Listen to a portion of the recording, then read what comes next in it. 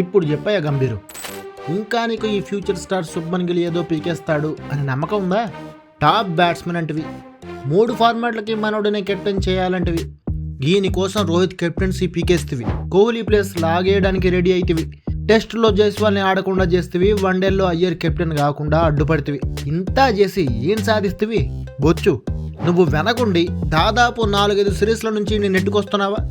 ఇంగ్లాండ్తో test series, ఆ తర్వాత champions trophy, next Asia cup, చివరిగా ఆస్ట్రేలియా సిరీస్, ఇక ఇప్పుడు south ఆఫ్రికాతో T20 series.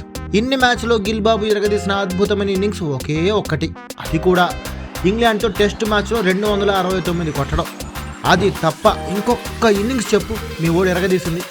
Champions trophy, Asia cup టోర్నీలో ఎంత చెత్తగా ఆడొచ్చో అంత చెత్తగా ఆడి the best worst batsmen అనిపించుకున్నాడు.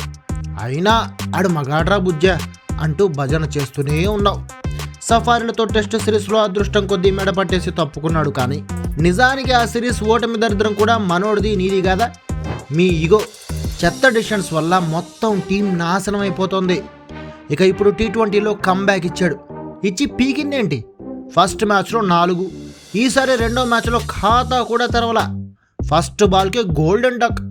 Team India future, నీ ప్రియతమ శిష్యుడు సఫారీ బౌలర్లని ఏమాత్రం ఇబ్బంది పెట్టకుండా ఆడిన ఫస్ట్ బాల్కే స్లిప్స్లో క్యాచ్ ఇచ్చి ఎంత ఫాస్ట్గా వచ్చాడో అంతకు డబుల్ ఫాస్ట్లో గోల్డెన్ డక్కా వెనక్కి వెళ్ళిపోయాడు. ఇది గిల్ స్టామినా. అసలు ఓపెనర్గా, కనీసం బ్యాటర్గా కూడా తనను తాను ప్రూవ్ చేసుకోకుండానే కెప్టెన్ చేసేసి ప్రెషర్ పెంచేశావు. ఆ ప్రెషర్లో వచ్చిన బ్యాటింగ్ కూడా మర్చిపోయి మొత్తం కెరీరే డేంజర్లో పడేసుకున్నాడు మనోడు. ఎవరి వల్ల? నీ వల్ల. ఎవరి మీదో నీకున్న కోపాన్ని తీర్చుకోవడానికి, నీ ఈగో సాటిస్ఫై చేసుకోవాలనే కక్కుర్తిలో ఓ యంగ్ ప్లేయర్ కెరీర్ని డిస్ట్రాయ్ చేస్తున్నావు. ఇప్పటికైనా బుద్ధి తెచ్చుకో. అది టీమిండియా, 140 కోట్ల మందిని రిప్రజెంట్ చేసే టీం అది. ఆ విషయం మైండ్లో పెట్టుకుని ఇక మీదటైనా డెసిషన్స్ కరెక్ట్గా తీసుకోవయ్యా.